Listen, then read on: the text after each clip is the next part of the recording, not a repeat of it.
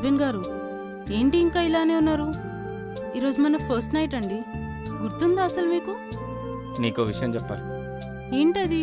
నీ వెంట పడుతున్నా అని మీ వాళ్ళకి మా వాళ్ళకి అబద్ధాలు చెప్పి నన్ను పెళ్లి చేసుకున్నంత మాత్రాన ఫస్ట్ నైట్ అనగానే బెండ్ అయిపోతా అనుకున్నావా? అది ఈ జన్మలో జరగని పని.